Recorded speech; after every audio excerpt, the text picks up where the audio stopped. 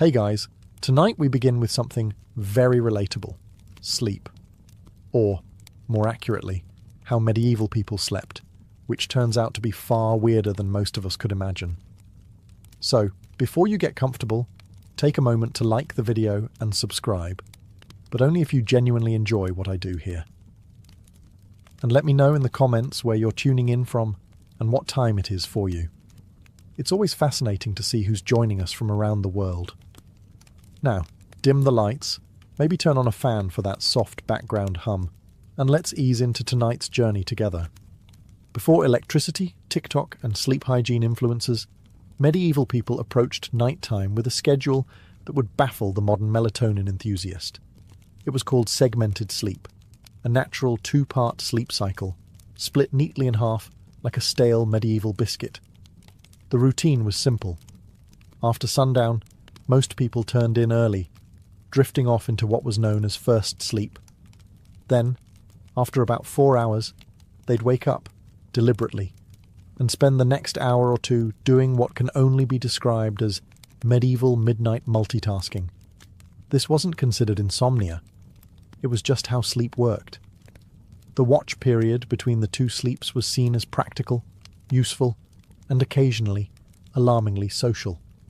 People used this time to pray, read religious texts, tend fires, or check their livestock, because nothing ruins your REM cycle, like wondering if your goat is still in the yard.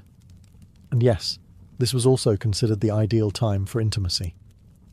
Medieval physicians and marriage manuals noted that the body was well rested and calm of mind during this period, which sounds like a polite way of saying too tired to argue. So if you ever thought you were romantic for waking up early to make your partner coffee, just know your ancestors were setting the bar very differently. The second sleep would follow this interlude, lasting until sunrise. Everyone from monks to farmers participated in this nightly rhythm. Even literary figures like Chaucer casually mentioned it, which means that, yes, even in medieval literature, people were writing about not sleeping properly. Oddly enough, modern science has suggested that segmented sleep might actually be more natural for humans. The two-sleep cycle aligns with how our circadian rhythms work in the absence of artificial light. So the next time you find yourself wide awake at 2 a.m., don't panic. Just whisper, "Ah, yes, the watch has begun," and go tend a symbolic fireplace. It wasn't until the industrial era, with factories, gas lamps, and the growing fear of unproductivity, that humans began to enforce the idea of 8 uninterrupted hours, as though sleep were a timed sport. In the medieval world, waking up in the middle of the night wasn't failure. It was the schedule, and everyone was on it, whether they liked it or not. Let's talk about beds, or rather, the medieval approximation of them. In today's world, we obsess over thread counts, memory foam, cooling gels, and whether a mattress is cloud-like. In medieval Europe, a bed was often just a pile of stuff that used to be alive, now flattened under the weight of poor sleep and unspoken regrets. The typical peasant bed consisted of a straw mattress, known as a pallet. This was literally straw or hay stuffed into a sack of rough fabric, if they had the luxury of a sack. If not, it was just straw on the floor, possibly damp, possibly already claimed by a cat. These pallets were not comfortable, but they were better than nothing, which was the alternative. Straw was cheap, plentiful, and good at insulating against the cold. It was also great at harbouring insects, lice, and the occasional field mouse, which made sleeping an exercise in cautious stillness. If it itched, you ignored it. If it bit, you just shifted slightly and hoped for the best. If a family had a bit more money, or at least a functional back, they might elevate the straw mattress onto a wooden frame. This didn't change the sleep experience dramatically, but it did reduce the chances of waking up with beetles in your ear. Slightly. Linens were a rare treat. Most people slept in the clothes they wore all day. Pyjamas weren't really a thing, and neither was personal space. Whole families, children, parents, maybe a grandparent, all slept together in the same space, sometimes on the same straw pile. If you got too warm, you could always roll into your cousin's elbow. Nobles, of course, had proper beds. Large wooden frames, feather mattresses, embroidered sheets, and canopies to keep out the draughts and, hopefully, the lice. These beds were so valuable, they were passed down in wills. You didn't inherit land. You inherited Aunt Matilda's suspiciously lumpy feather bed. Still, for most medieval folks, a bed wasn't a place of comfort. It was a place to not freeze, to avoid the chickens, and maybe, just maybe, to dream of being rich enough to one day sleep on something that didn't squawk or rustle. When we hear nightcap today, we think of a cosy little drink. Maybe something with whiskey, a warm fire, and a questionable decision. But in the Middle Ages, a nightcap wasn't a beverage, it was a hat. A real, tangible, often ridiculous-looking piece of fabric designed to keep your head from freezing off while you slept. You see, insulation wasn't exactly the strong point of medieval architecture. Stone walls, draughty thatched roofs, and windows made of thin animal horn or oiled parchment didn't do much against the cold. And central heating? That was called a dog. So to keep their heads warm at night, especially since body heat escapes fastest through the scalp, medieval people adopted the humble nightcap. These hats came in all shapes and sizes, but the most iconic version was long and pointed, like something you'd expect on a wizard who moonlights as a chimney sweep. They were usually made from wool, linen, or whatever scrap of warmth could be spared without angering the family goat. For men, it was a practical accessory. For women, it sometimes doubled as a coif or head wrap, which also served the dual purpose of maintaining modesty and covering hair that hadn't seen soap since last Lent. But beyond warmth, nightcaps had social weight too. In some regions, married women were expected to cover their heads at all times, yes, even while asleep, and the cap itself could be embroidered or dyed to reflect a family's wealth or status. Because nothing says success like going to bed with a mini flag on your skull. In more urban settings, the nightcap even became a symbol of being off-duty. If you opened your door wearing one, it was a polite medieval way of saying, "I'm not dressed for conversation, and yes, this hat does mean go away." Of course, nightcaps were often paired with nightshirts, which were essentially long, loose tunics. Picture Ebenezer Scrooge, minus the haunted moral lesson. Sleepwear wasn't sexy, but it was practical, itchy, and occasionally flammable.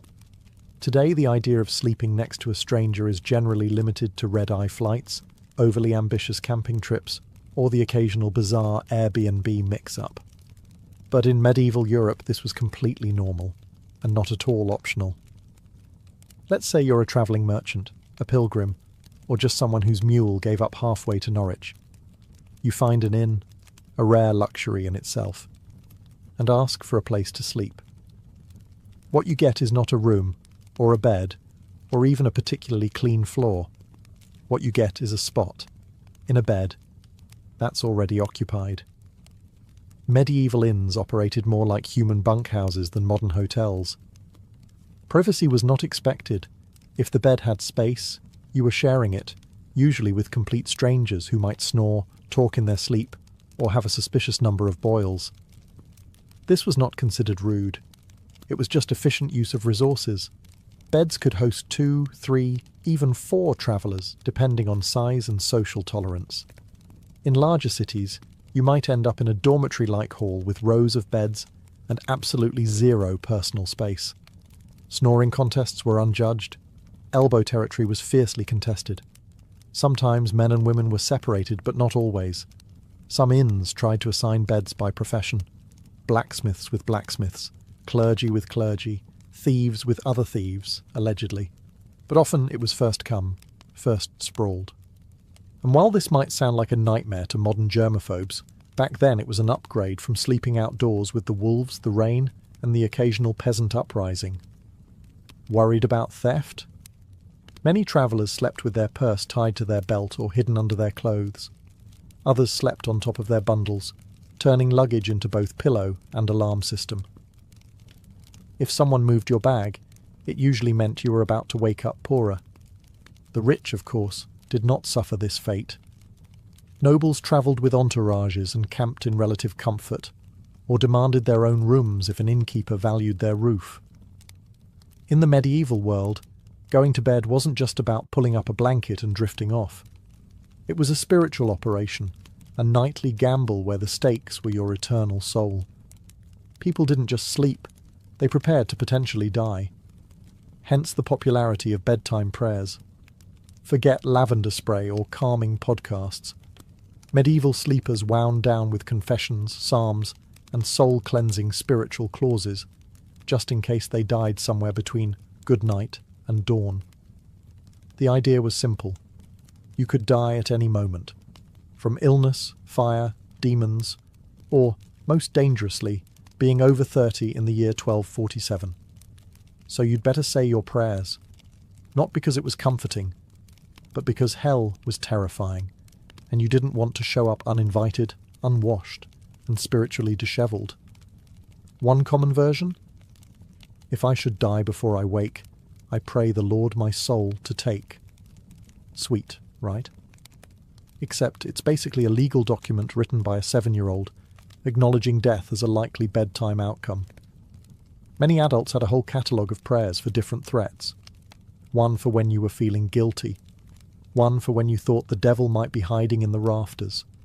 One for plague prevention, which unfortunately aged poorly. Some even prayed to specific saints known for watching over sleepers, kind of like holy bouncers guarding your soul at the club door.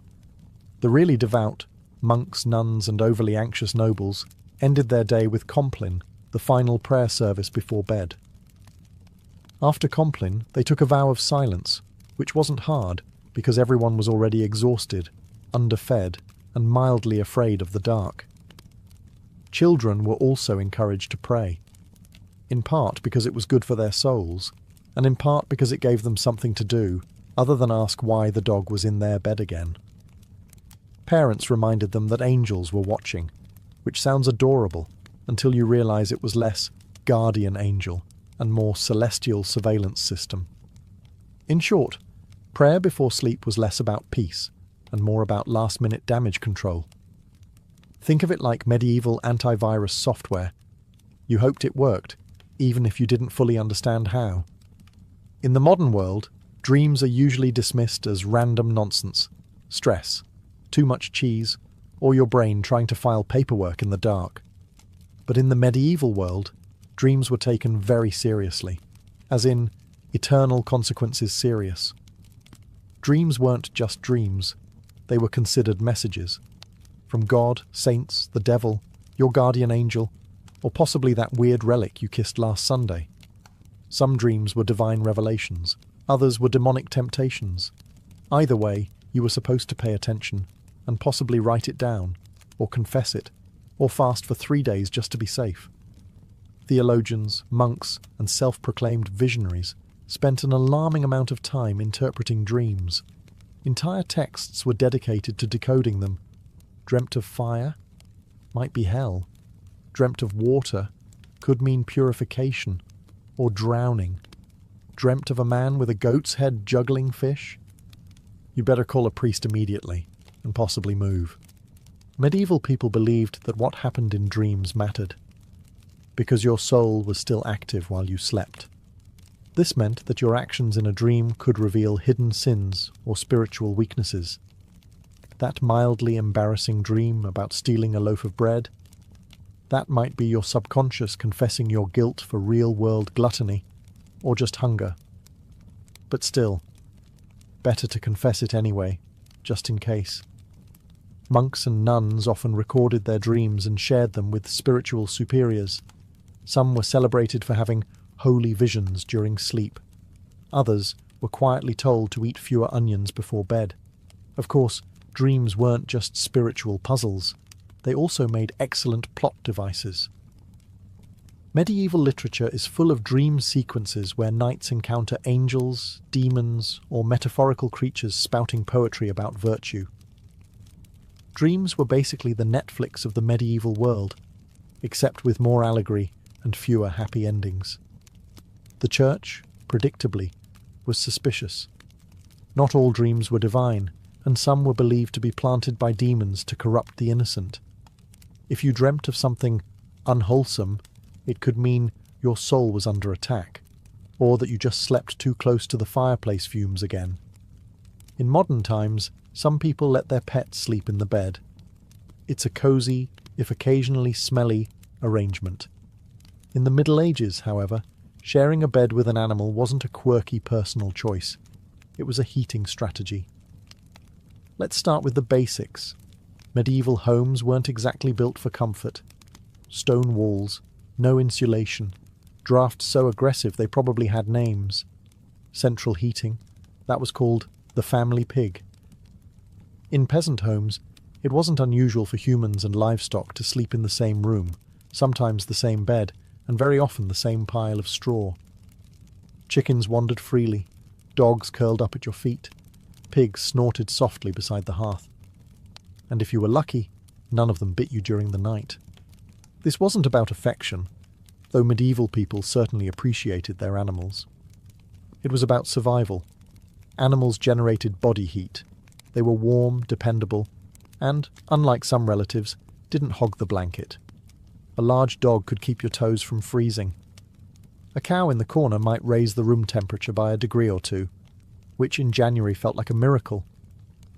Medieval homes, especially those of the lower classes, often had just one room for everything: cooking, eating, sleeping, occasionally dying. Everyone, humans and animals alike, made do with the same space. Children might be nestled between parents and a goat.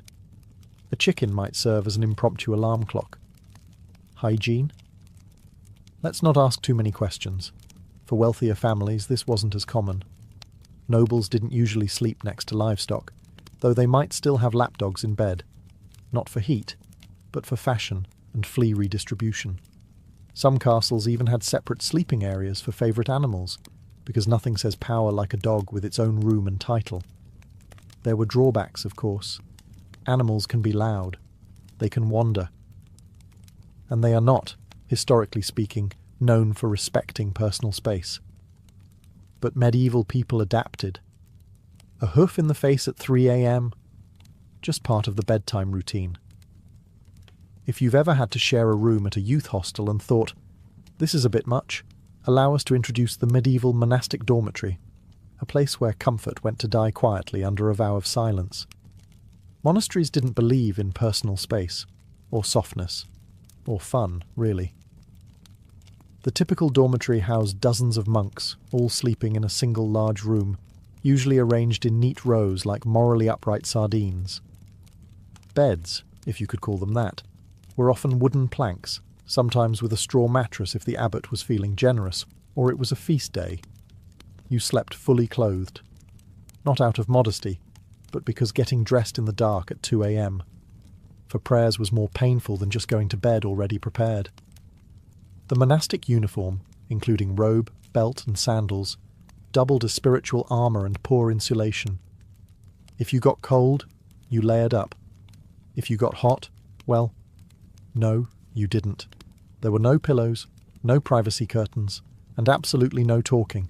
Silence was enforced, not suggested, under the rule of St. Benedict. If you rolled over and groaned too loudly, you might find yourself on chamber pot duty for a week. Snoring, however, was a grey area.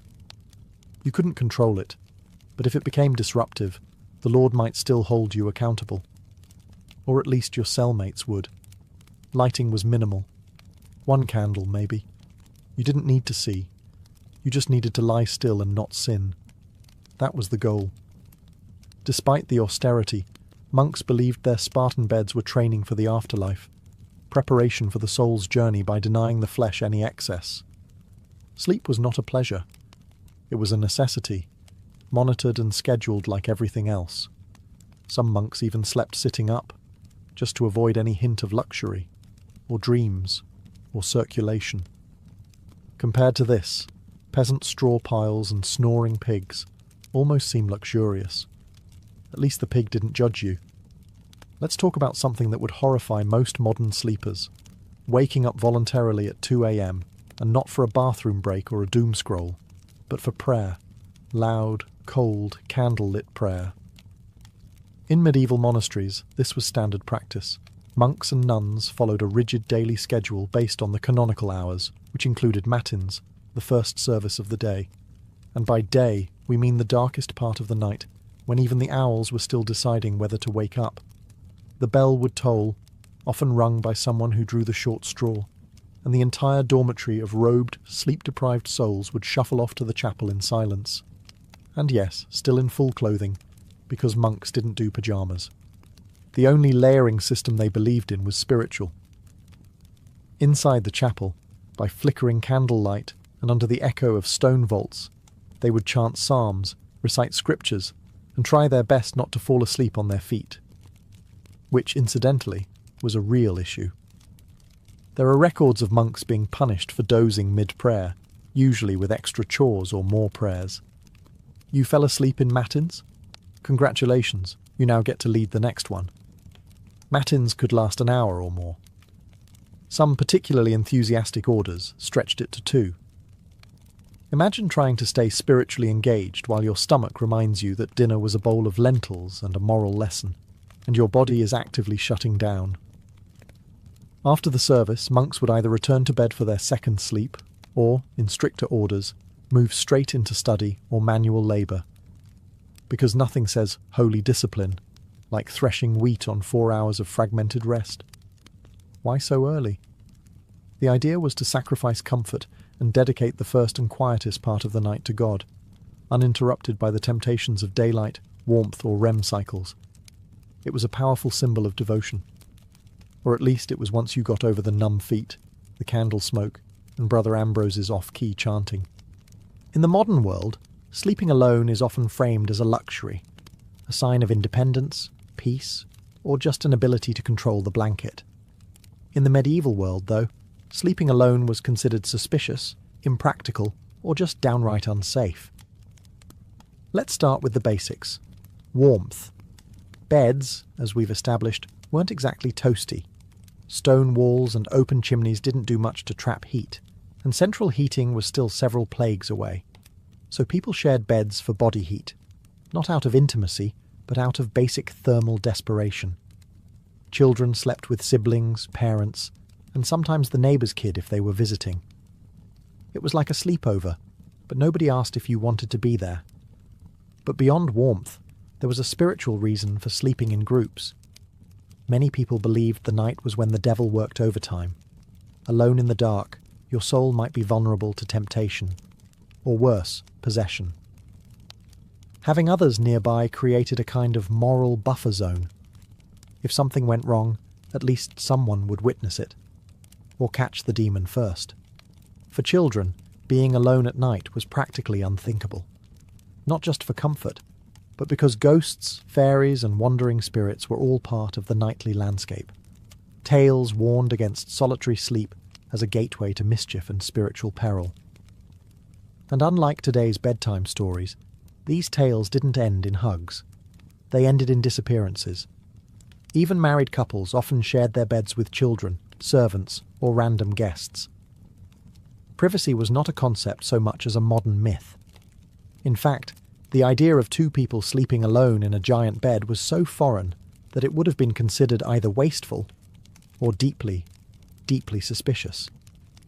In religious contexts, even monks often slept communally, and if someone was assigned to sleep alone, it was often for disciplinary reasons. Yes, in some cases, being alone in bed was literally a punishment.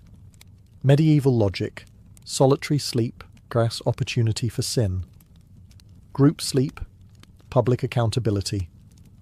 Next time you're curled up in your own bed, with your own blanket, in a room that doesn't smell like goat, enjoy the silence.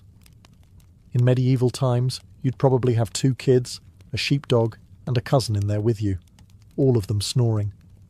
If you've ever accidentally fallen asleep sitting up, in a lecture, a carriage, or a dentist's waiting room, you probably woke up with a crick in your neck and a deep sense of regret.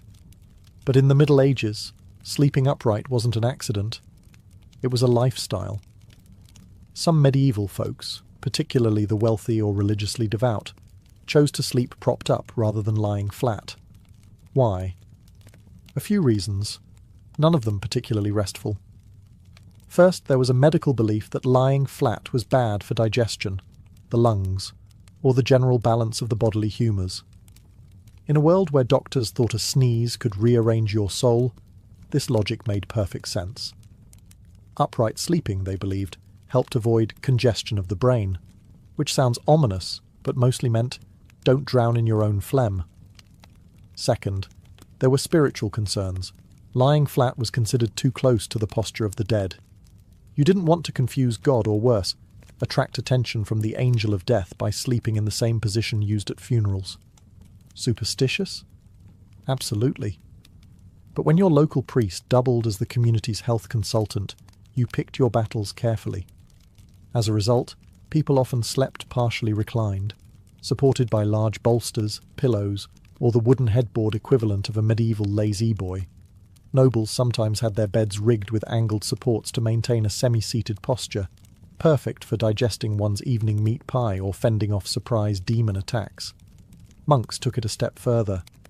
In stricter orders, they might even sleep sitting upright on a bench, or leaning against a cold wall with nothing but a hood to muffle the discomfort. It wasn't about health, it was about discipline. If you were too comfortable, you might dream. If you dreamed, you might sin. If you sinned, well, welcome to confession at 5 a.m. Needless to say, this wasn't about quality rest. It was about virtue, discomfort, and mildly confusing theology. Forget haunted dreams or goblins under the bed. For medieval people, the real monsters of the night were already in the sheets, small, persistent, and entirely uninterested in your prayers. We're talking, of course, about fleas, lice, and the medieval bedroom's unofficial mascot, the bedbug. Let's not sugarcoat it.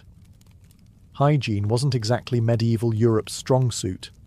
Baths were rare, laundry was expensive, and soap was sometimes made from substances better left unnamed. Add that to straw-filled mattresses, shared bedding, and the occasional live chicken underfoot, and you've got the perfect environment for an all-you-can-eat pest buffet. Fleas and lice were so common they were practically roommates. Peasants dealt with them daily. Nobles, despite their satin sheets and feather beds, were not exempt. In fact, some richer households had dedicated nitpickers, actual servants tasked with removing lice from their employers' hair and clothing. Imagine that as your job title. Master of the Royal Scalp. Bedbugs, meanwhile, were the silent assassins of medieval sleep. They hid in wooden bed frames, mattress seams, and even the cracks in stone walls, emerging at night to feast like tiny vampires. If you ever wondered why medieval people wore nightcaps and slept fully clothed, it wasn't always about warmth. Sometimes it was pest defense armor. Solutions ranged from mildly effective to impressively deranged.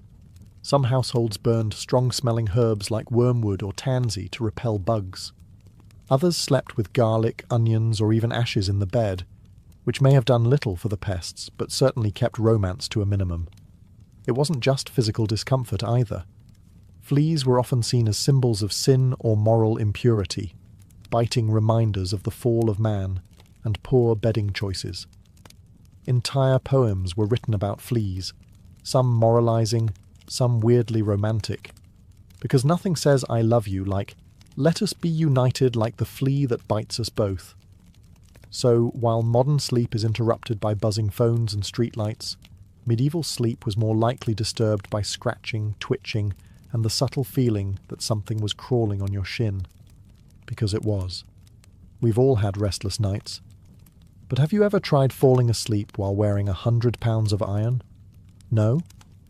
Well, in the Middle Ages some people did exactly that, because apparently nothing says sweet dreams like being prepared to joust in your sleep. Now, to be clear, most people, even knights, didn't regularly sleep in full armour. It was hot, heavy, and loud. Trying to roll over in a suit of chainmail is a bit like trying to nap inside a bag of cutlery. But during wartime or in hostile territory, sleeping partially armoured was considered the safer choice. Comfort? Optional. Survival? Highly recommended. A knight on campaign might remove only his helmet and gauntlets, keeping his mail shirt or breastplate on, just in case enemies decided to stage a midnight surprise party. There's nothing quite like waking up to the sound of hooves and having to suit up while still half dreaming about turnips. In castles under siege, men-at-arms might even sleep with swords or axes at their side, like some very aggressive bedtime security blankets. Shields doubled as pillows, and if the enemy breached the walls, well, at least you wouldn't have to get dressed. Priorities. Of course, sleeping in armour wasn't exactly restorative. Iron isn't breathable, and chainmail has a bad habit of pinching skin. Add cold stone floors, minimal bedding, and the ambient sounds of snoring comrades and crackling torches, and you've got a sleep environment that ranks somewhere below airport terminal on the comfort scale. Even those not in battle sometimes wore light protective gear while sleeping in dangerous regions. Travelling merchants or guards on watch duty might nap in gambesons, thick quilted jackets that offered a bit of protection and slightly more padding than the moral support of prayer alone. And lest we forget, armour wasn't exactly subtle. If you rolled over the wrong way, you might clank so loudly that everyone else woke up and assumed the apocalypse had arrived. Again, in a time when nightly demons, lice infestations, and pigs in your bed weren't considered unusual, you might think that sleepwalking was just one more medieval inconvenience. But oh no, it was much more dramatic than that. In the Middle Ages, if you started wandering around in your sleep, people didn't chalk it up to stress or exhaustion. They assumed you were possessed, bewitched, or had unfinished business with the Holy Roman Empire. Sleepwalking, or noctambulation if you wanted to impress the local monk, was poorly understood and often feared. The idea that someone could rise from their straw pallet, shuffle across the room, and stare blankly at a wall was less harmless parasomnia and more devil's rehearsal dinner. Accounts from the time suggest that people were genuinely spooked by sleepwalkers. Picture this: a man in a long nightshirt, candle in hand, eyes glazed, mumbling Latin that he didn't actually speak while stepping over livestock. You'd think ghost, or heretic, or both. And depending on your local priest, an exorcism might be scheduled before breakfast. Some believed sleepwalking was caused by bad humours, especially too much black bile, which was the medieval catch-all for anything they couldn't explain. Others thought it happened because the soul was temporarily released during sleep, leaving the body free to bumble around like an unattended mule.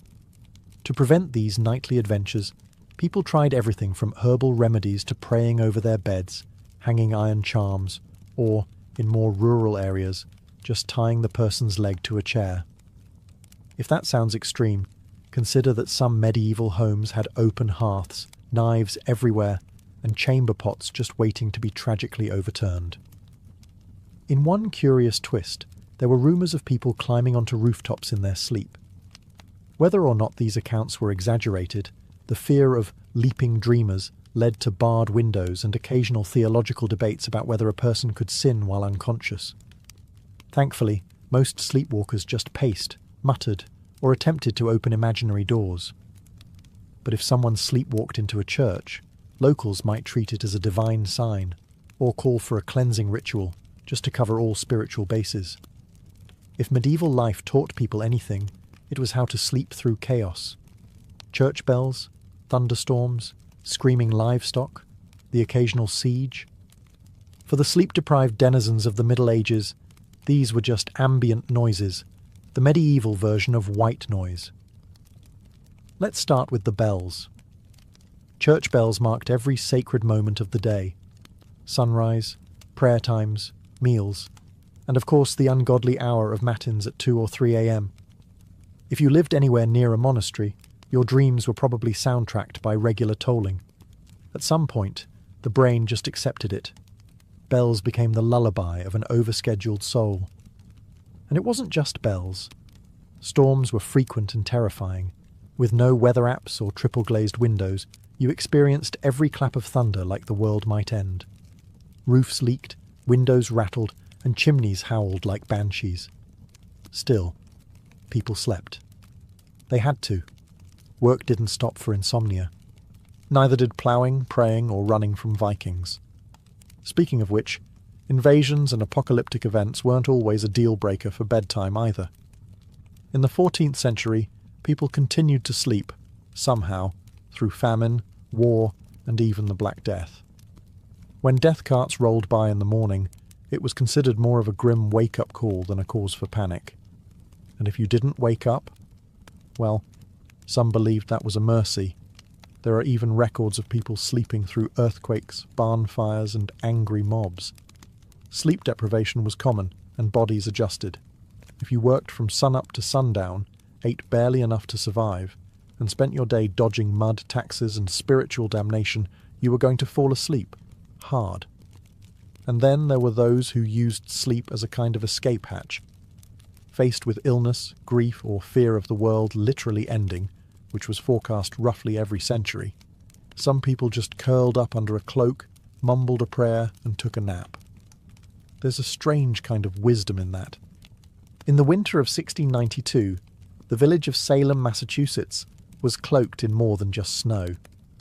It was cloaked in tension, suspicion, and a quiet kind of fear that seeped into the timber-framed homes and frozen fields.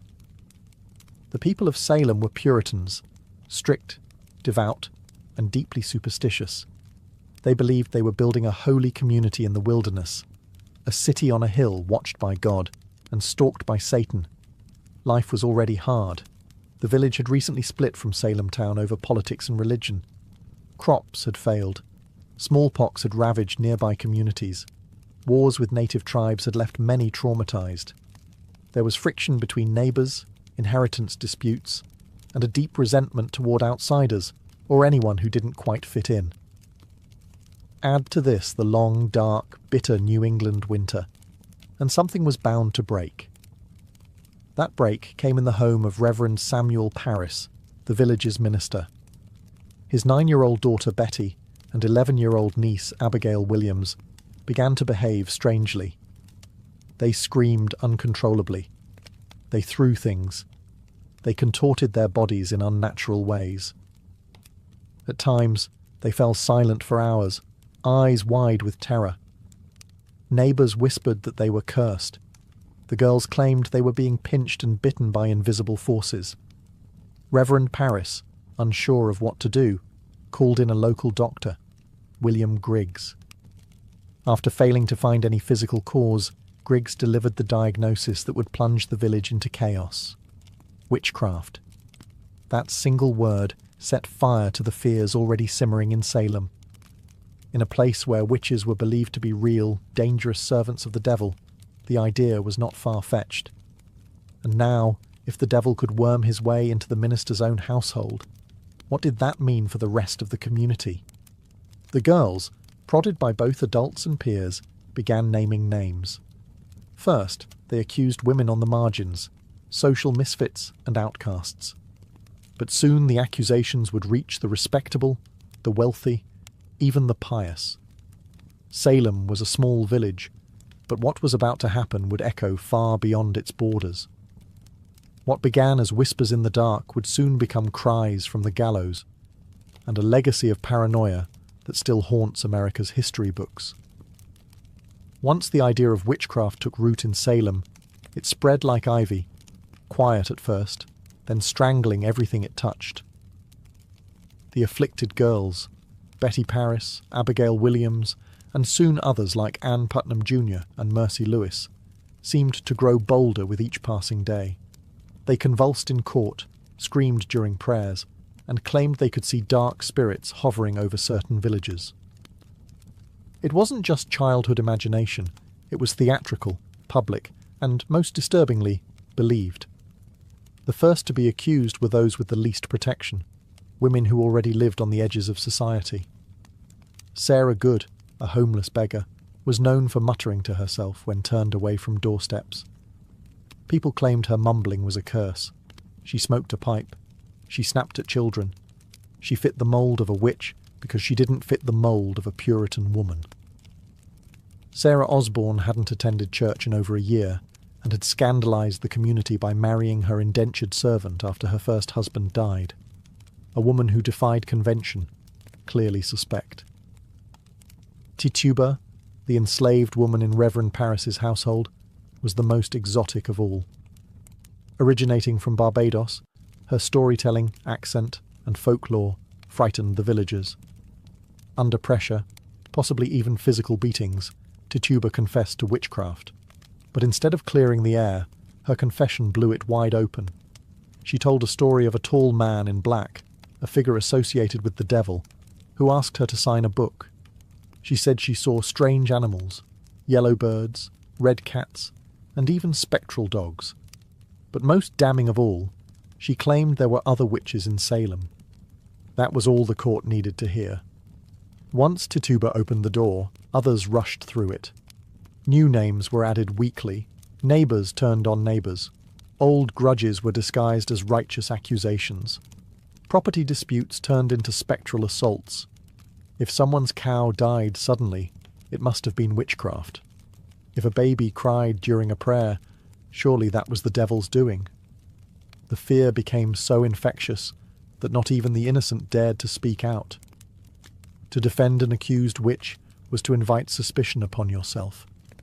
Silence was safety.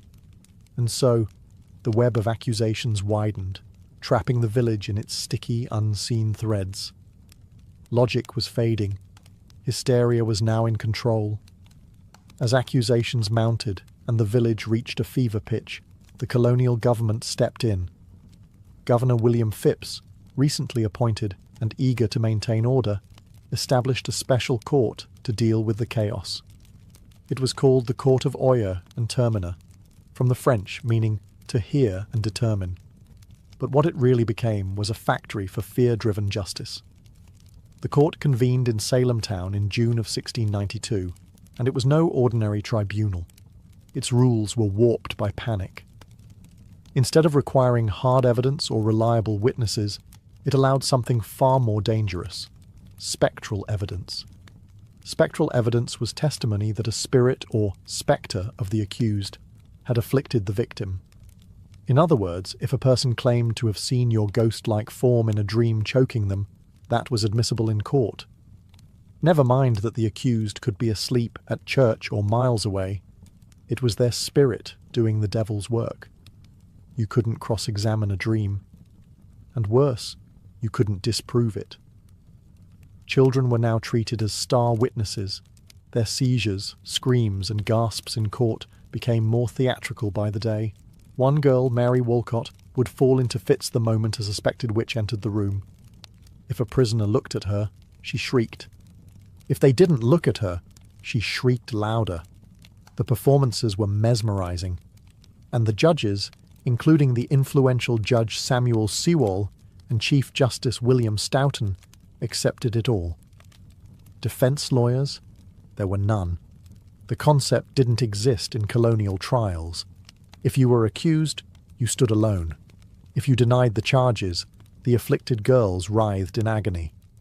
If you confessed, you might be spared death, but only if you named others. The system rewarded lies and punished silence. Worse still, the trials became public spectacles. People travelled from nearby towns to witness them. The accused were paraded into court in shackles, often bewildered, often poor, and almost always powerless. And yet, not everyone believed. Some townsfolk whispered that the girls were faking. Others questioned why only certain types of people were being accused. But few spoke openly. Questioning the court meant questioning the will of God. In Salem, reason had stepped aside, and the law had become a mirror, reflecting fear, not justice. On June 10, 1692, the gallows in Salem claimed its first victim, Bridget Bishop. She was not new to scandal. Her reputation made her an easy target. She wore bright red clothing, ran a tavern, and had been accused of witchcraft years earlier. During her trial, neighbours testified that her spirit pinched them in the night, that their babies died after she passed by, and that she kept enchanted dolls. She denied everything. Still, the court found her guilty. She was led to Gallows Hill, a barren, wind-swept patch of earth just outside Salem. No prayer, no mercy. The rope was pulled, the crowd watched, and with that single execution, the machinery of death began to churn. The hangings that followed came quickly. On July 19th, 5 more women were executed: Sarah Good, Susanna Martin, Rebecca Nurse, Elizabeth Howe, and Sarah Wilds. Some had good standing in the church. Rebecca Nurse, in particular, was a shocking case, an elderly, pious woman beloved in the community. Even the jury initially found her not guilty. But under pressure from the court and the afflicted girls, the verdict was reversed. Nurse's final words were whispered through the air like a warning: "I am as innocent as the child unborn." But it didn't matter. The noose did not discriminate. In August, more executions followed. On September 22nd, the deadliest day, 8 people were hanged in a single morning. Among them was Martha Corey, a woman who had doubted the trials early on, and her husband Giles Corey, who met a different fate. Giles refused to enter a plea. The court, unable to proceed with a trial without one, resorted to an ancient English punishment: peine forte et dure. He was pressed to death.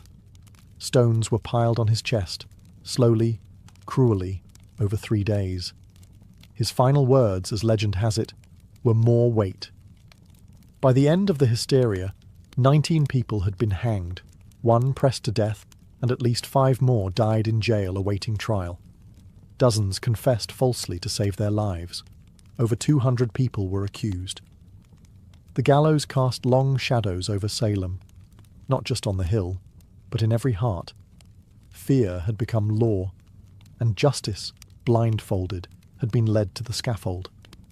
While the executions claimed the spotlight, hundreds of others sat in cramped, foul-smelling jails, waiting for a verdict or a miracle. Salem's small jail couldn't contain them all. Accused witches were held in neighbouring towns like Ipswich and Boston, chained to walls, starving, freezing, and forgotten. Most of the accused weren't witches, or even outcasts. They were neighbours, friends, parents, children, people whose only crime was having a quarrel with the wrong person or owning land someone else wanted. In many cases, personal grudges disguised as divine justice drove the accusations. A pig wandered into a neighbour's yard and died. Must be witchcraft. Someone refused to help with firewood. Clearly they'd cursed the axe.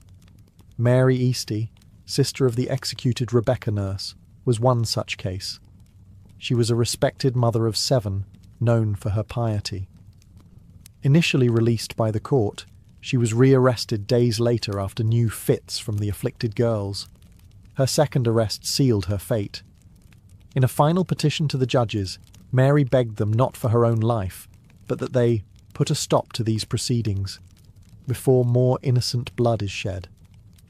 She was hanged soon after. Another notable case was Dorothy Good, the 4-year-old daughter of Sarah Good. After her mother's arrest, Dorothy was interrogated and, under pressure, confessed to being a witch. Her answers, gibberish and fear, were taken as truth. She was imprisoned for 8 months in chains.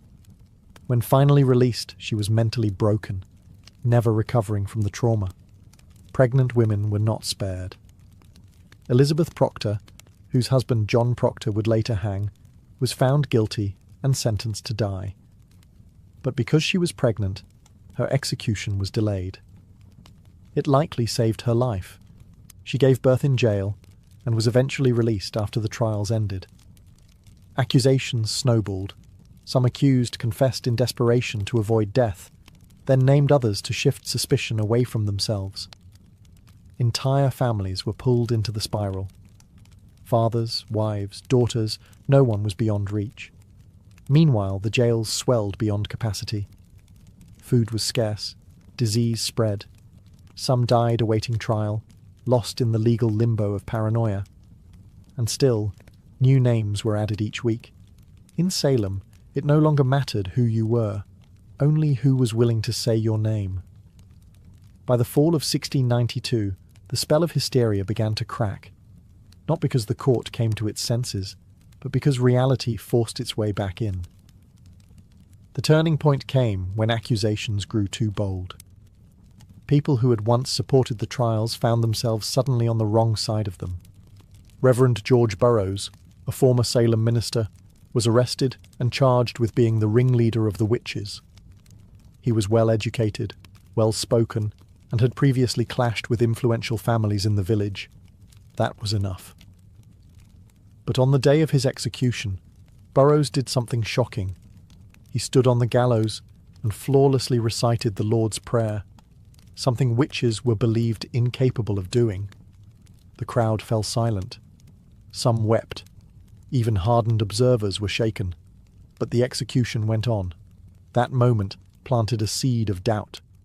Then came the accusation of Mary Phipps, the wife of Governor William Phipps. Suddenly, the hysteria had reached the top of the colony's social ladder. Phipps, already unnerved by growing criticism and chaos, finally took action. In October 1692, he dissolved the court of Oyer and Terminer, halting all pending executions and trials. Public sentiment had shifted. Ministers, once silent or complicit, began to speak out. Increase Mather, one of the colony's most respected theologians, denounced the use of spectral evidence. "It were better," he said, "that 10 suspected witches should escape, than one innocent person should be condemned." A radical thought in a society that had, for months, believed exactly the opposite. People who had once cheered the trials began to question them. The jails were still full, but the appetite for more blood had dulled. Too many respected figures were being accused. Too many innocent people had been buried. The villagers had begun to see that this wasn't divine justice. It was madness. Confessions dried up. Some accusers backtracked. Others disappeared from public view. And those who had previously shouted the loudest now lowered their eyes. The fear hadn't disappeared, but it had exhausted itself.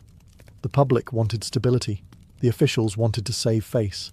And Salem, bruised and ashamed, was finally ready to wake from its nightmare. The storm was breaking. But the damage, it had already been done. By late 1692, the judicial system that had fueled the hysteria began to collapse under the weight of its own absurdity. With the court of Oyer and Terminer disbanded in October, a new, more cautious court, the Superior Court of Judicature, was formed in early 1693. This time, things were different. Spectral evidence was no longer allowed, and the judges were noticeably more sceptical of the accuser's wild claims. The result? The convictions slowed dramatically. Many accused witches were acquitted outright. Of the 56 cases brought before the new court, the majority were released. Even those who had already confessed began to recant their testimonies, admitting that fear, torture, or pressure had forced them to lie. The dramatic performances of the afflicted girls lost their persuasive power. The most prominent case in the unravelling of the trials was that of Reverend Samuel Willard, a respected minister who came under suspicion. While he was never formally charged, the fact that such a high-ranking devout man could be suspected highlighted how arbitrary and corrupt the process had become. The court, once ferocious, was now cautious. They began quietly releasing those still in jail. First, those with little evidence against them, and eventually even those who had confessed to witchcraft under duress. Meanwhile, families of the executed began to demand justice. John Proctor's children petitioned for the return of his property. Rebecca Nurse's family launched a campaign to clear her name. In time, community shame replaced community fear. Church congregations fractured. Friendships were severed. The very fabric of Salem's social order had been shredded. Governor Phipps, realizing the colony's growing international embarrassment, pardoned the remaining prisoners in 1693. But even freedom came at a cost. Many families had to pay for their own jail fees before being released. Imagine losing your home, your health, and nearly your life, only to be handed a bill for the privilege of surviving. By the end of the ordeal, 19 people had been hanged, 1 pressed to death, 5 died in jail, and over 200 had been accused. The court didn't just collapse, it imploded, leaving behind a crater of guilt, grief, and disbelief. The trials had ended, but the healing had not even begun. Salem was a village forever altered by the people it had lost, the justice it had abandoned, and the mirror it was now forced to look into. The gallows were silent. The jails had emptied. But Salem was far from peaceful. The town wasn't haunted by ghosts, but by guilt. What had started with a handful of sick girls had exploded into a communal act of destruction. Families had been torn apart, reputations ruined, and innocent lives ended. And now, the survivors had to live in the wreckage. Neighbours could no longer look each other in the eye. The same people who once prayed together had testified against one another. Some of the afflicted girls quietly left town. Others faded from the public eye. A few, like Anne Putnam Jr., would later express remorse. In 1706 she stood before her congregation and publicly apologised for her role in the trials, blaming delusion by Satan. But for many, the damage was beyond words. The court officials, too, carried their burden. Judge Samuel Sewall, one of the most prominent figures in the trials, was one of the few to admit wrongdoing. In a remarkable act of public penance, he stood during a church service in 1697, while a minister read out his confession and prayer for forgiveness. It was a rare moment of accountability in a time when most tried to forget. But forgetting wasn't easy. The families of the condemned began demanding compensation. Over the years, petitions flooded the Massachusetts government, asking for official pardons, for returned property, for public acknowledgement that the executed were innocent. Slowly the government responded. In 1711, the colony passed a bill restoring the rights and good names of some of the victims, and offered limited financial restitution to their heirs. But even that wasn't comprehensive. Some families, like the Coreys and the Proctors, were left out entirely. Whispers of witchcraft never quite left New England. But in Salem, the shame became part of the town's identity. The village eventually changed its name to Danvers, perhaps to distance itself from its infamous past. Gallows Hill was never officially marked, as if the town hoped to bury not just the dead, but the memory of what had happened. But the memory persisted, in sermons, in stories, in the silence between former friends. Salem had not been cursed by witches. It had been cursed by fear, by pride, and by unchecked power. And that curse would linger long after the executions stopped. The Salem witch trials ended more than 3 centuries ago, but their legacy continues to echo, not just in textbooks and historical tours, but in how we understand justice, fear, and the fragility of truth. What happened in 1692 wasn't simply a strange episode of mass hysteria.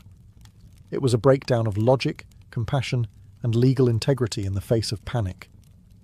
Ordinary people, farmers, midwives, ministers, became executioners, simply by believing too easily and questioning too little.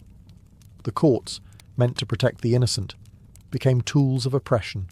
Religion was weaponized.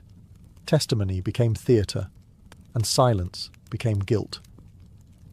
One of the most chilling aspects of Salem's tragedy is how quickly it unfolded. In a matter of months, fear overcame fact.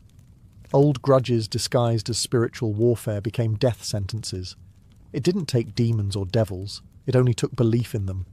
But the trials also taught hard-earned lessons that would ripple through American society. In the years and centuries that followed, the Salem episode would be cited repeatedly in debates about due process and civil liberties. The US Constitution, written nearly a century later, would explicitly prohibit things like ex post facto laws and bills of attainder, measures that had, in effect, doomed the accused in Salem. The guarantee of a right to legal counsel, the right to face your accusers, and the requirement for concrete evidence were hard-won principles forged, in part, from the ashes of Gallows Hill. In modern times, the phrase witch hunt has become shorthand for political persecution or moral panic, though it's often used with little regard for the real terror those words represent. In truth, Salem was not a metaphor. It was a town where people were hanged for imaginary crimes, betrayed by the very systems designed to protect them. Perhaps the most lasting lesson is this: fear unchecked can become its own form of tyranny. And when fear is legitimized by power, by courts, by churches, by governments, it becomes almost unstoppable. The Salem witch trials are a cautionary tale, not just of one village's descent into madness, but of how easily reason can fall when fear is given authority. The gallows may be gone, the courtroom's quiet, but the warning still stands. Truth is fragile, justice is not automatic, and history has a habit of repeating itself, unless we remember. Fulvia was born around 83 BCE into the elite yet slightly eccentric Fulvi family, an old plebeian house that had long since clawed its way into the upper echelons of Roman politics. Though not one of the oldest patrician clans, the Fulvi had produced consuls, generals, and orators. Their bloodline carried both ambition and a taste for disruption. Fulvia's father, Marcus Fulvius Bambalio, was known more for his bumbling speech than his political legacy. His nickname, Bambalio, literally referred to his stammer. But Fulvia, she was no stammerer. She was born to command. From a young age, Fulvia would have been surrounded by the sharp-edged world of Roman power. Senators and generals debated policy in her home. Elections and treachery were daily news. She would have seen how politics wasn't just played in the forum, but in marriages, funerals, rumours, and backroom deals. Women in elite Roman households were expected to be quiet partners, refined, educated, and obedient. Fulvia would break all of those expectations. She was wealthy, highly educated, and connected, and she knew it. While her early life remains hazy in the historical record, her later actions suggest a young woman who was observant, politically literate, and utterly unafraid. This wasn't someone who faded into the background. She had a strong personality, a sharp political mind, and a will to act even in the male-dominated space of Roman governance. This was also a period of unprecedented instability. The Republic was unravelling. Civil wars, populist revolts, and power struggles between generals like Sulla, Pompey, and Caesar were turning Rome into a pressure cooker. The old rules were collapsing, and Fulvia came of age right in the middle of it. Rather than recoil from chaos, Fulvia would learn to use it. Her early life didn't produce the kind of modest matron Rome idealized. It produced a woman who saw politics not as a man's world to be feared, but as a battlefield to be mastered. She would go on to marry 3 powerful men, each one a radical player in Roman history. But Fulvia wouldn't just marry power. She would command armies, lead revolts, and become the first Roman woman to appear on coinage, not as a goddess, but as herself. Rome wasn't ready for Fulvia, but she was ready for Rome. Fulvia's first marriage was to Publius Clodius Pulcher, and it was anything but conventional. Clodius was no ordinary Roman noble. He was a populist agitator, a political arsonist with a flair for chaos, scandal, and street-level power. To many of the Roman elite, he was dangerous. To the masses, he was a hero. And to Fulvia, he was a strategic opportunity. Their marriage, sometime in the early 50s BCE, united Fulvia with the man who had turned the Roman Republic into his personal stage. Clodius was infamous for his theatrical defiance of tradition. He had once disguised himself as a woman to infiltrate a sacred female-only religious ceremony in Caesar's home, scandalous behaviour that only seemed to raise his popularity. He later renounced his patrician status to run for the tribunate of the plebs, an office that gave him veto power over the Senate. Clodius understood Rome's street politics better than most, and Fulvia, far from being a passive consort, was right there beside him. She wasn't a silent partner. Roman sources suggest that Fulvia actively participated in her husband's political world. She engaged with his supporters, was visible during his campaigns, and managed their household as a hub for Clodian politics. Together, they represented a new kind of Roman power couple. Bold, populist, and unapologetically aggressive. But the alliance came at a cost. In 52 BCE, Clodius was murdered on the Appian Way by the bodyguards of his political rival, Titus Annius Milo. His death sent shockwaves through Rome. But Fulvia was not about to mourn quietly. She staged a political funeral that historians still talk about today.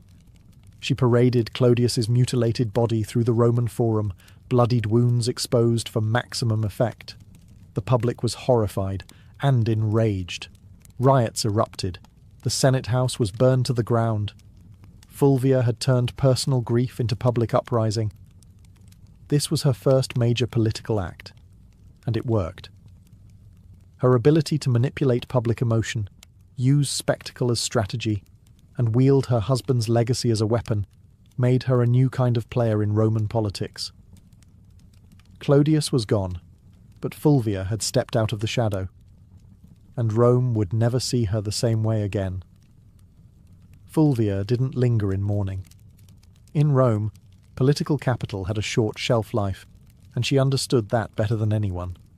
Shortly after the violent death of Clodius Pulcher, she entered into a second marriage, this time to Gaius Scribonius Curio, a rising political star and one of Julius Caesar's most passionate supporters. On the surface, Curio seemed an unlikely match. He had a flamboyant reputation and a taste for drama, but beneath the bravado was a sharp political operator. As tribune of the plebs in 50 BCE, Curio wielded enormous influence during one of Rome's most volatile periods. The Republic teetered between war and peace, between Caesar's ambitions and the Senate's resistance. Fulvia saw in Curio not just a husband, but a bridge to the next power block. This was no romantic rebound. It was a calculated alliance. With Clodius gone, Fulvia needed a new political anchor, someone who could carry forward the populist legacy her first husband had built, and someone who had Caesar's backing.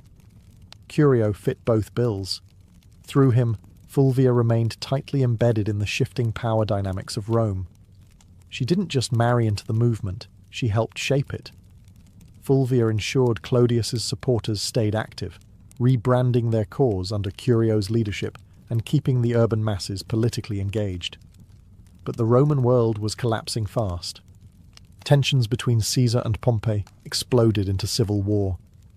Curio threw himself into the fight, taking Caesar's side.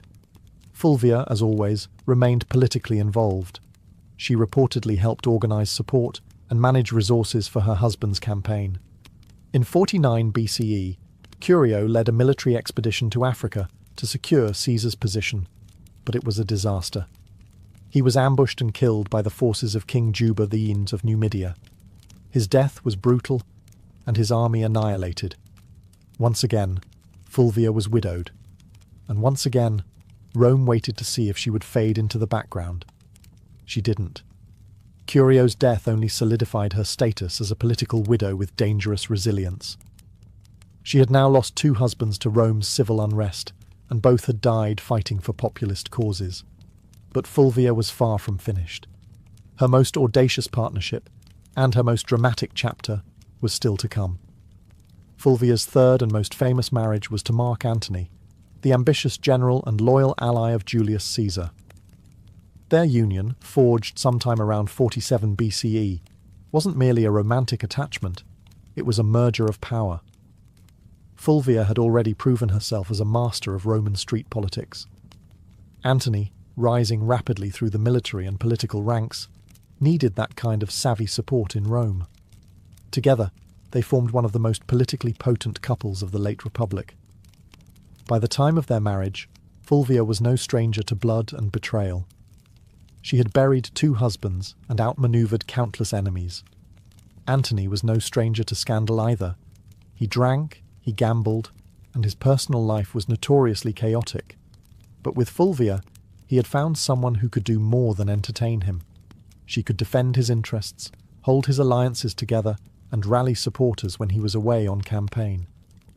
And Antony, despite his brash exterior, understood her value. He allowed Fulvia to exercise authority that no Roman woman had publicly wielded before. She opened his correspondence. She issued orders in his absence.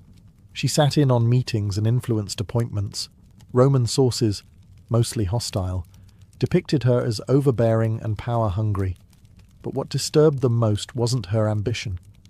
It was that she acted like a Roman man in a world that had no language for such a woman.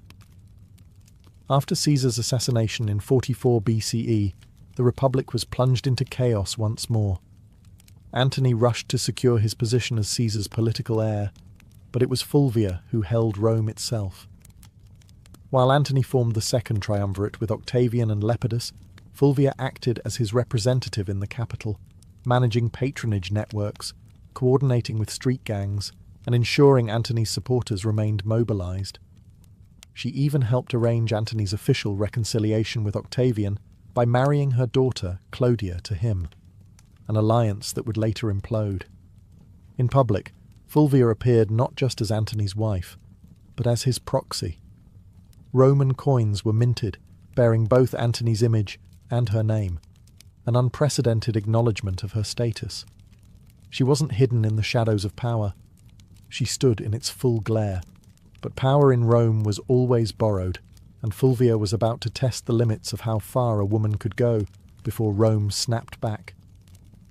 While Mark Antony pursued military campaigns and political deals across the Roman world, it was Fulvia who controlled the streets of Rome. She wasn't just his wife, she was his regent in all but name. In a period where violence, bribery, and raw influence kept order, Fulvia proved she could play the game as well as, if not better than, any man in the Senate. Rome, in the aftermath of Caesar's assassination, was a battlefield without swords. Power had become a moving target. Fulvia understood this, and she anchored Antony's authority in the capital by becoming his political substitute. She directed allies, dealt with the urban plebs, negotiated with factions, and, most daringly, waged war with words and silver. She financed loyal troops, offered bribes to keep public order, and ensured that any legislation passed favoured Antony's future. Some ancient sources, especially hostile ones like Appian and Dio Cassius, paint Fulvia as manipulative, shrewish, and even warmongering. But beneath the misogynistic exaggeration lies a woman actively doing politics, in a world that had no protocol for a woman doing anything beyond weaving and mourning. Fulvia was building coalitions, backing military commanders, and even issuing decrees, functions normally reserved for senators and consuls. She also made public appearances and maintained strong relationships with veteran soldiers, a politically vital demographic in the power struggles of the late Republic. While Antony was campaigning in the east, Fulvia was often the face of his authority in Italy, meeting with centurions, influencing decisions about land distribution, and reminding the soldiers that their loyalty to Antony came with rewards. But this accumulation of power came at a cost. Roman aristocrats, particularly the faction aligned with Octavian, Caesar's heir and Antony's increasingly bitter rival, resented Fulvia's influence. They viewed her as a meddling woman with too much sway over legions, laws, and loyalties. Her ability to act without male guardianship was not just threatening, it was unprecedented. Fulvia wasn't naive. She knew the tension between Antony and Octavian was growing. She could see that their alliance was cracking. And she understood something that neither man seemed to fully grasp yet. The Republic wasn't big enough for both of them. So Fulvia began preparing for the next phase. Not diplomacy, but confrontation. She had stood behind power long enough. Now she was ready to take it into her own hands. In 41 BCE, Fulvia did the unthinkable. She went to war against Octavian, the future Augustus, and she didn't do it quietly. With her husband Mark Antony still stationed in the east, Fulvia and Lucius Antonius, Antony's younger brother and a consul, took it upon themselves to challenge Octavian's authority in Italy. The cause? Ostensibly, it was to defend Antony's interests and protect the land rights of Roman veterans loyal to him. But underneath it all, Fulvia's fingerprints were everywhere. This was not just politics. This was a military rebellion led by a Roman woman, the first and only time in Roman history that a woman would actively provoke and organize a civil war. The conflict, known as the Parucine War, was triggered by Octavian's controversial land redistribution program, which displaced many Italians to reward his soldiers. Fulvia seized on the growing discontent, portraying Octavian as a tyrant and traitor to Caesar's legacy. With Lucius acting as her frontman in the Senate and Fulvia organizing behind the scenes, They raised 8 legions and seized the city of Perugia, modern-day Perugia. Make no mistake, this was Fulvia's war. Ancient sources suggest she was more invested in the conflict than Lucius himself. She rallied troops, stirred the public, and even corresponded with generals. Rome buzzed with rumours of her commanding legions, issuing orders, and forcing Lucius into confrontations he didn't want.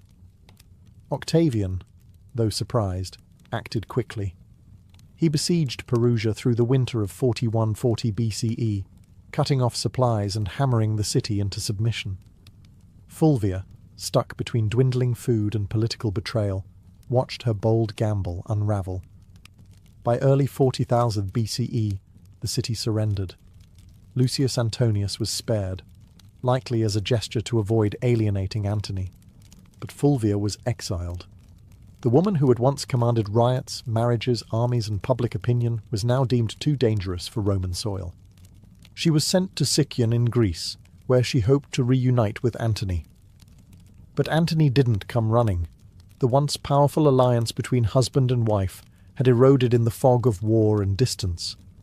Fulvia had acted in his name, but perhaps without his blessing. She had dared to do what no Roman woman had before, wage a civil war. And now the Republic had made her pay the price. Banished from Rome, Fulvia landed in Sicyon, a city in Greece that had become a kind of diplomatic purgatory for failed power players. She had gone to war, not for personal gain, but in her husband's name. She believed she was defending Mark Antony's interests, his honour, and perhaps their shared vision of Rome. But what awaited her in exile wasn't a hero's welcome. It was silence. Fulvia had risked everything, her status, her alliances, her life. And yet Antony did not immediately rush to meet her. In fact, by the time Fulvia arrived in Greece, Antony was already entangled with Cleopatra in Egypt. Whether their romantic relationship had begun or was merely brewing, the symbolism was crushing. While Fulvia was raising legions, Antony was raising goblets at banquets beside a queen. The betrayal cut deep, not just personally, but politically. Fulvia had fought a war to protect Antony's power in Italy, and in response, he let her hang out to dry. Some ancient historians, especially Plutarch, suggest that Antony was furious with her for launching the Perusian War without his direct approval. Others argue he welcomed her downfall. It cleared the way for a marriage alliance with Octavian, something Fulvia would have never tolerated. Still, Fulvia wasn't entirely without supporters. Some of Antony's troops, fiercely loyal to her, urged reconciliation. But her health had begun to fail. After enduring siege, exile, and betrayal, Fulvia died in Sicyon in 40 BCE, possibly from illness, stress, or heartbreak, or all three. She was around 43 years old. Her death provided Antony with a clean political exit.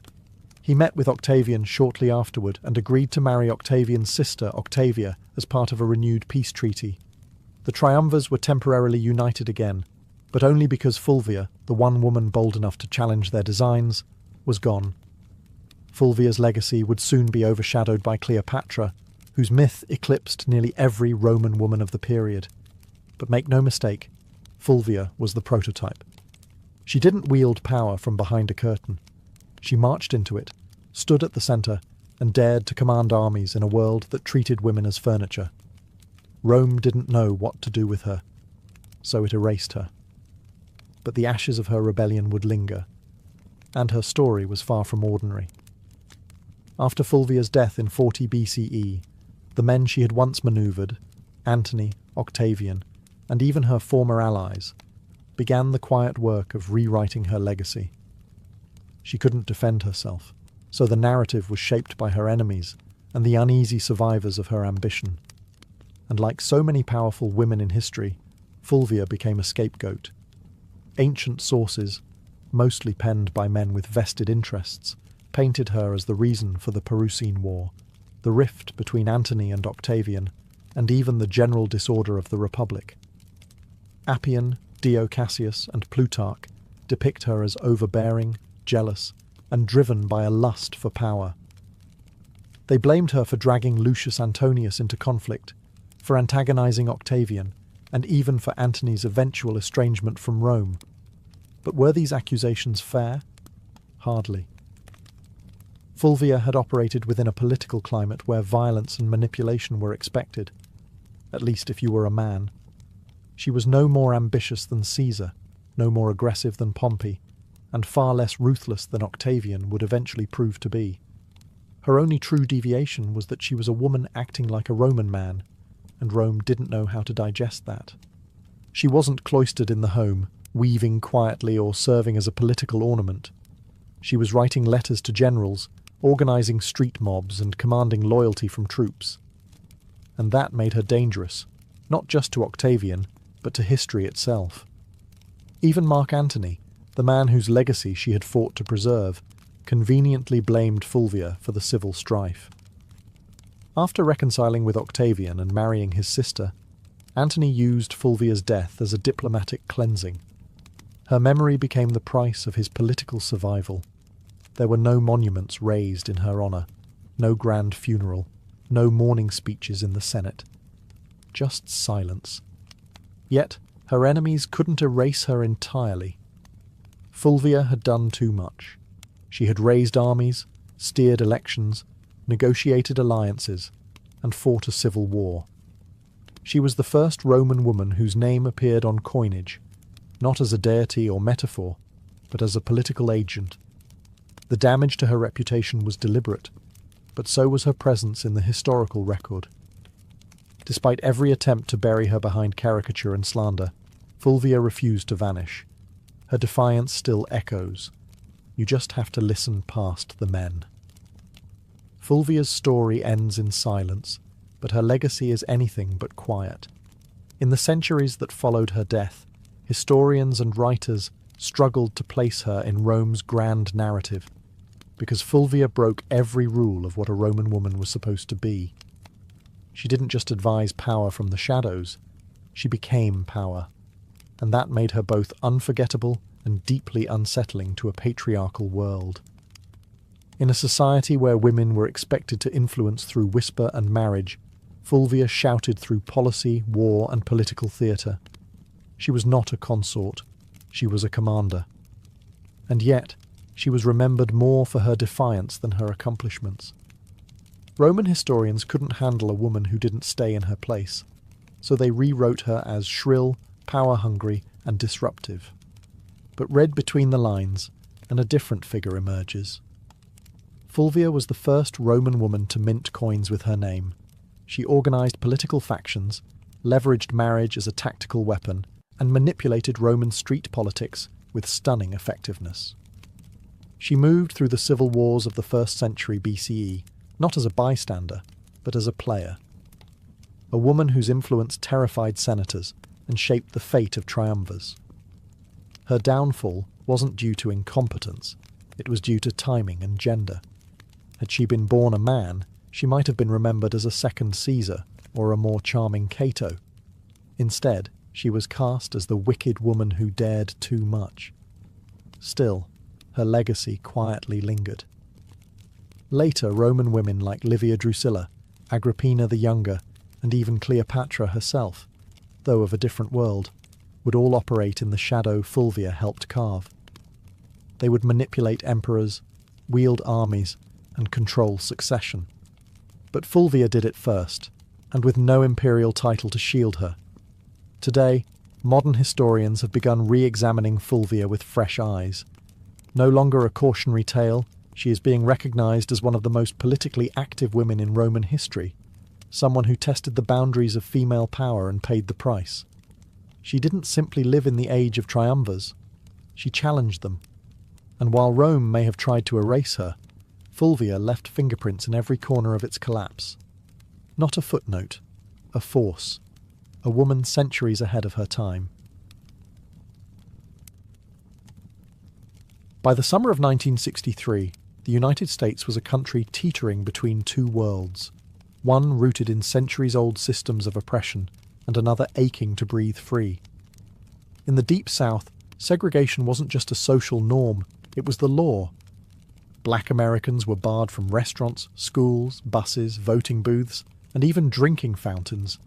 Police brutality was rampant. Lynching still occurred. And in places like Birmingham, Alabama, peaceful protesters were being met with snarling dogs and high-pressure fire hoses. But change was coming, and it wasn't asking for permission. In just a few years, the civil rights movement had surged into the national spotlight. Sit-ins, freedom rides, and boycotts had become familiar headlines. Leaders like Rosa Parks, Medgar Evers, and John Lewis were no longer just names. They were symbols of defiance. The March on Washington wasn't born out of a single conversation. It was the result of rising frustration and fierce hope.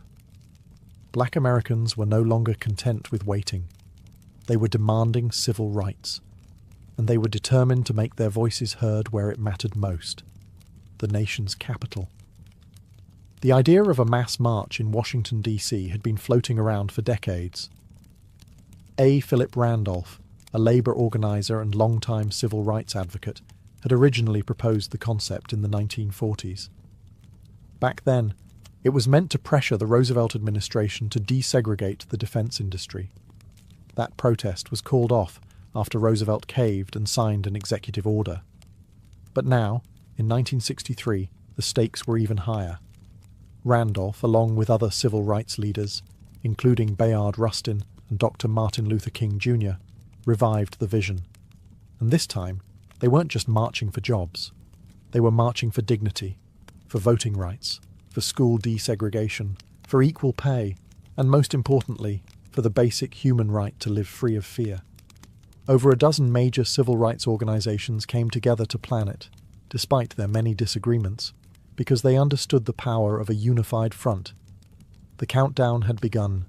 Buses were being organized, flyers were spreading. Word of mouth was moving faster than newspapers, and across the country, Black Americans were preparing for what would become one of the most unforgettable moments in American history. The dream was taking shape, one footstep at a time. Pulling off a protest of any kind in Washington, D.C. was no small feat, but planning one for over 100,000 people, possibly more, was madness. Logistically, it sounded like a nightmare. Food, water, transportation, sound systems, bathrooms, medical teams, permits, crowd control, safety plans. And yet, somehow, they made it happen.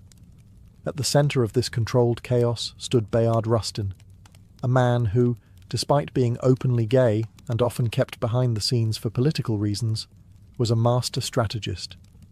Rustin had once studied non-violence directly under Mahatma Gandhi's followers in India. He had marched, been jailed, beaten, and surveilled by the FBI. But nothing fazed him. He saw the March on Washington as a chance to show the world what disciplined, non-violent protest could achieve when coordinated with military precision. In just 8 weeks, Rustin and his team transformed the idea into a reality. The march was officially called the March on Washington for Jobs and Freedom, and it was deliberately framed to include both racial justice and economic opportunity. That dual message was no accident. While Dr. King would later become the spiritual symbol of the day, it was Randolph and Rustin who made sure the demands were just as much about unemployment, minimum wage, and workers' rights as they were about civil rights. Meanwhile, tensions simmered beneath the surface. President John F. Kennedy and his administration were nervous, deeply nervous. They feared riots, backlash, or worse, bloodshed. Civil rights leaders assured them the protest would be peaceful. Still, the National Guard was on standby, hospitals in D.C. were put on alert, and liquor sales were banned for the day. Federal workers were even told they could stay home. And then there was the question of unity. The Big Six civil rights organizations, NAACP, CORE, SNCC, SCLC, National Urban League, and Randolph's Brotherhood of Sleeping Car Porters, often clashed over tactics. Some wanted more radical action, others more diplomacy. SNCC's young firebrands were growing impatient with King's non-violent approach, but they all agreed on this. The time for silence had passed. Rustin's plan read like a military operation. Every bus and train was tracked. Every speaker was timed to the minute. Every route had marshals trained in crowd control. They weren't just planning a march. They were orchestrating a moment that would shake the conscience of a nation. August 28th, 1963. A sweltering Wednesday in Washington, D.C. The sun was already hot by 9 a.m., and the humidity clung to the skin like a second shirt. But it didn't stop them. From every corner of the country, they came. Black, white, young, old, students, clergy, factory workers, and celebrities. Some wore their Sunday best.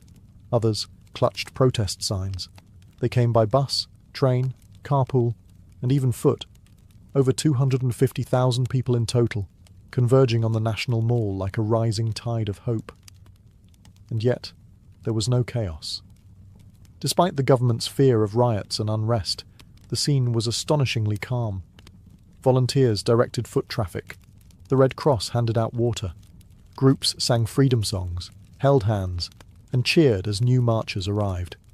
You could hear gospel choirs near the reflecting pool and chants of jobs and freedom echoing off the marble columns of the Lincoln Memorial. Celebrities joined in too. Harry Belafonte, Sidney Poitier, Paul Newman, Marlon Brando, Joan Baez, Bob Dylan. But no one was there for autographs. They were there to witness history and lend their voices to a cause bigger than any one person.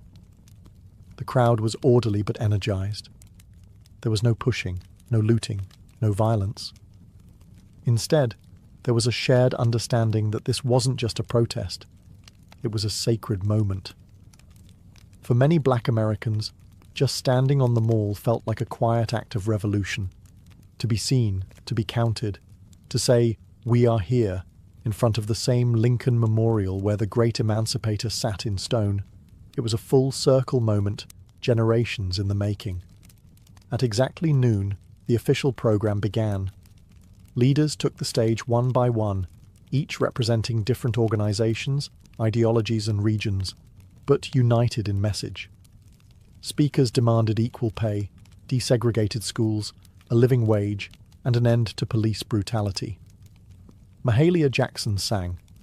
Marian Anderson, who had once been banned from singing at Constitution Hall because of her race, now sang for thousands beneath the open sky. As the hours passed, the tension grew, not from unrest, but from anticipation. The man everyone was waiting for had not yet spoken, and when he did, the world would stop, listen, and remember. The march wasn't just making history.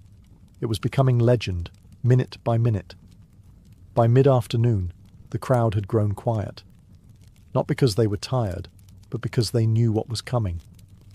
Standing in the shade of the Lincoln Memorial, Dr. Martin Luther King Jr. approached the podium.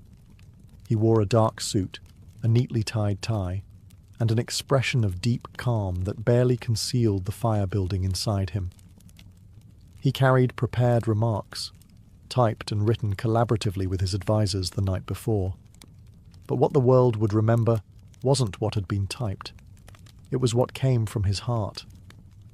He began with measured intensity, outlining the grim realities of segregation, police violence, and broken promises. 100 years later, he said, referring to the Emancipation Proclamation, the Negro is still not free. His voice rose and fell like a sermon. He used repetition, rhythm, and silence not as fillers, but as instruments. The crowd listened in rapt attention, some nodding, some wiping away tears, others holding signs that simply read, "Now." But it was what happened next that changed the tone of the entire event, and arguably the trajectory of the civil rights movement itself. Standing just behind King was gospel legend Mahalia Jackson, who had sung earlier that day. She suddenly cried out, "Tell them about the dream, Martin. Tell them about the dream." And King did. He set aside his notes, gripped the podium, and launched into a passage he'd delivered before, but never like this. "I have a dream," he said, and the crowd leaned in. "I have a dream that one day this nation will rise up and live out the true meaning of its creed." Each phrase rang louder, clearer, more resolute. "I have a dream that one day..." The sons of former slaves and the sons of former slave owners will be able to sit down together at the table of brotherhood.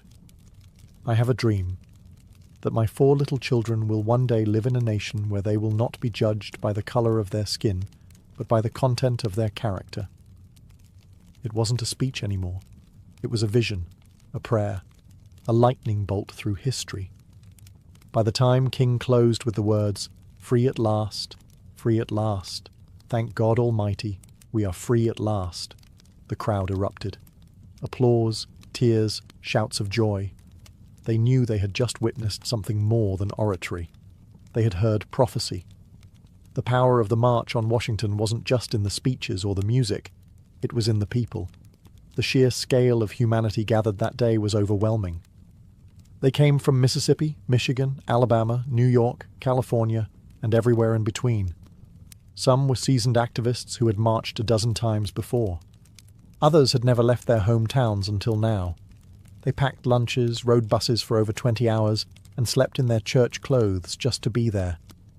Many were ordinary people, maids, teachers, steel workers, postal clerks, who saw themselves not as political figures, but as witnesses.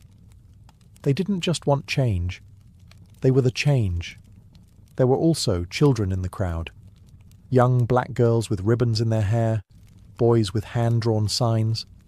Parents hoisted toddlers onto their shoulders so they could see the Lincoln Memorial in the distance and hear the speakers' voices carried over loudspeakers. To them, this wasn't just an event. It was the beginning of a new world. Some faces stood out. There was a young John Lewis, just 23 years old, representing the Student Nonviolent Coordinating Committee, SNCC. His original speech had been so fiery, so uncompromising, that senior leaders asked him to tone it down minutes before he went on stage. He agreed, but just barely. His call for radical change still shook the crowd. And then there was Daisy Bates, the only woman to speak that day. Not on her own behalf, but reading a prepared statement on behalf of other civil rights women. The organisers had faced criticism for sidelining female voices. Bates's brief but powerful message underscored a harsh reality.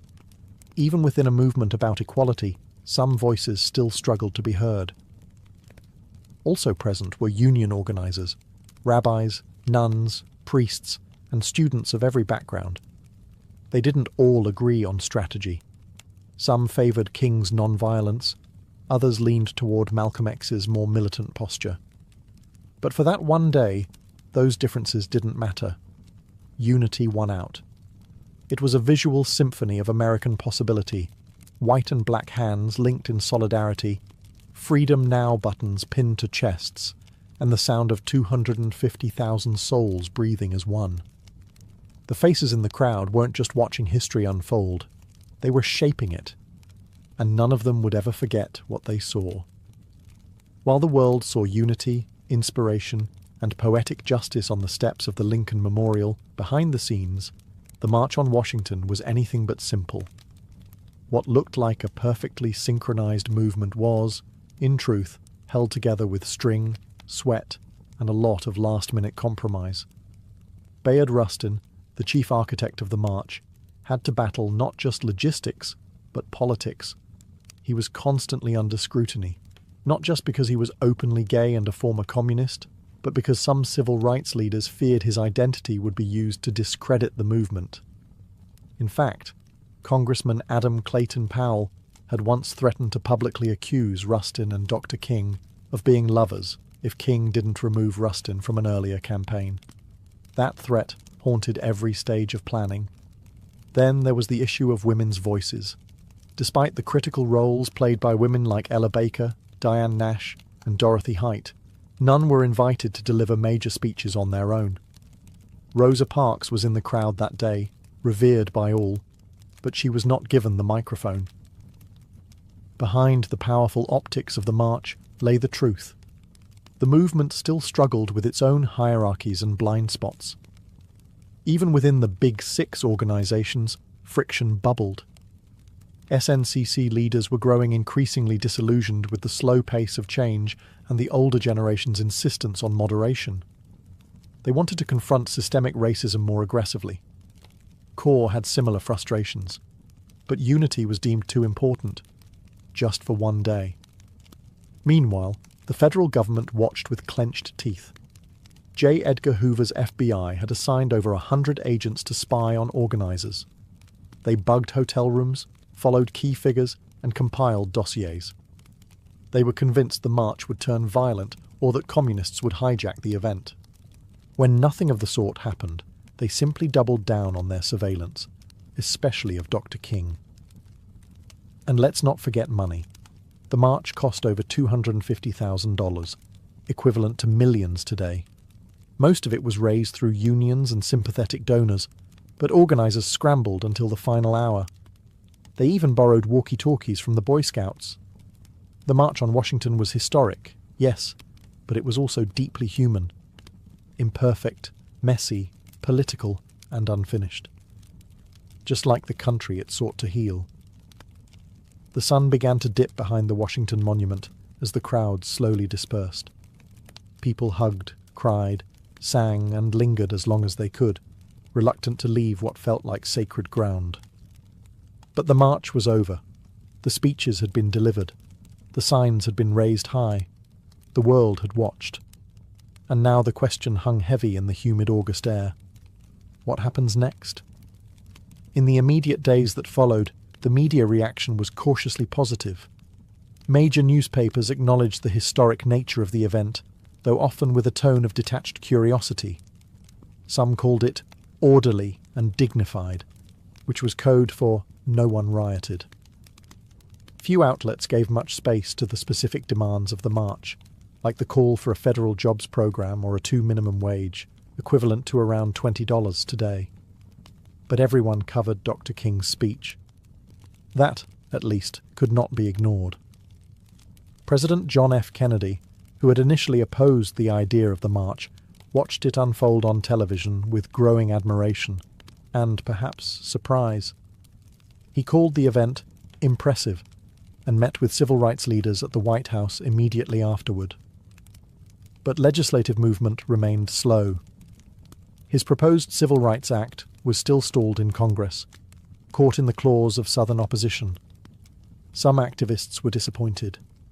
They had hoped the march would result in immediate action. Instead, it was back to the grind, organizing, marching, resisting, and mourning those who paid the price for justice.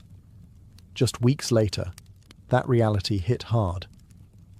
On September 15, 1963, 4 black girls were killed in the 16th Street Baptist Church bombing in Birmingham. The dream had been voiced, yes, but the nightmare wasn't over. Still, something had changed. The March on Washington marked a new phase in the civil rights movement. It proved that mass protest could be disciplined, powerful, and impossible to ignore. It brought together a coalition broader than ever before. Labor unions, faith leaders, celebrities, students, and working-class Americans, all in one place, united by justice. And most of all, it gave the movement a voice. A dream. A speech that would be quoted, studied, and echoed across the world. The march was over, but the road was just beginning. And that road would soon lead through blood, legislation, and transformation. The March on Washington didn't just rattle the conscience of America, it reshaped its moral landscape. What had begun as an audacious act of protest became a cornerstone of the civil rights movement's legacy, permanently altering how Americans understood justice, democracy, and the power of collective action. In legislative terms, the march didn't yield immediate victories, but it created momentum. Less than a year later, in July 1964, President Lyndon B. Johnson signed the Civil Rights Act into law. It outlawed segregation in public places and banned employment discrimination based on race, colour, religion, sex, or national origin. And in 1965, the Voting Rights Act followed, striking at the very heart of Jim Crow laws. Would these bills have passed without the march? Possibly. But would they have had the same moral force, the same undeniable public pressure? Probably not. For Martin Luther King Jr., the speech that day propelled him into a new realm. He went from respected leader to global icon. But fame came with cost: surveillance, threats, and ultimately assassination in 1968. The dream he spoke of on those steps would become more poignant, more tragic, and more revered with each passing year. For the broader movement, the march showed what unity could achieve. It gave organisers a blueprint for large-scale mobilisation, and it inspired a generation of activists, both in the US and abroad. Anti-apartheid organisers in South Africa, student protesters in Europe, and future human rights leaders across the globe would cite the March on Washington as a model. But the legacy isn't just historical. The language of the march, the idea of jobs and freedom, the image of peaceful resistance, the echoes of "I have a dream," still pulses through modern protest. From the Million-Man March to Black Lives Matter rallies, echoes of 1963 reverberate with every chant and every cardboard sign. In Washington, D.C., King's Memorial now stands just across the tidal basin from the Lincoln Memorial. Visitors walk past his towering likeness carved in stone, with words from that August day etched into the granite. But the real memorial isn't in stone. It's in classrooms, voting booths, marches, and voices refusing to stay silent. Because the dream wasn't meant to rest in history books, it was meant to be lived. And the legacy of that summer afternoon still dares us to do just that. More than 60 years have passed since that summer afternoon when over 250,000 people stood shoulder to shoulder beneath the shadow of the Lincoln Memorial. The March on Washington has been immortalized in textbooks, documentaries, and museum exhibits. Dr. King's speech is taught in schools. His voice, steady and strong, echoes in national memory like a sacred refrain. But for many, the question remains: has the dream been realized, or has it merely been delayed? In some ways, progress is undeniable. The legal framework of segregation was dismantled. Voting rights, though now under fresh assault in many states, were won through blood, marches, and court battles. The presence of black lawmakers, judges, mayors, and even a two-term US president was unthinkable in 1963. Interracial marriage, once illegal in much of the country, is now protected by federal law. These are not small things. They are victories carved out by relentless struggle. And yet, the original demands of the march, the ones often overshadowed by King's speech, still echo unresolved. The call for a living wage, still unmet. Racial disparities in education, housing, employment and healthcare remain entrenched. Police brutality, the very thing that sparked much of the early civil rights organising, continues to ignite outrage and protest. The dream of true economic justice, of a country where opportunity is not predetermined by zip code or skin colour, is still far from reality. Modern movements like Black Lives Matter have taken up the mantle, often using the imagery and rhetoric of the 1963 march as both inspiration and indictment. They march through the same cities, chant on the same streets, and demand the same basic human rights. But they do so in a world transformed by social media, surveillance, and new forms of resistance. The March on Washington was never meant to be the conclusion. It was a flashpoint, a stake in the ground that said, "This is who we are, and this is what we demand." It was a declaration, not a resolution, so the dream remains, battered, challenged, reinterpreted, but still alive. Whether it is deferred, distorted, or one day fulfilled depends not on the past, but on us, on the choices we make, the injustices we confront, and the courage we summon to march, again and again, until the dream becomes a shared, lived reality.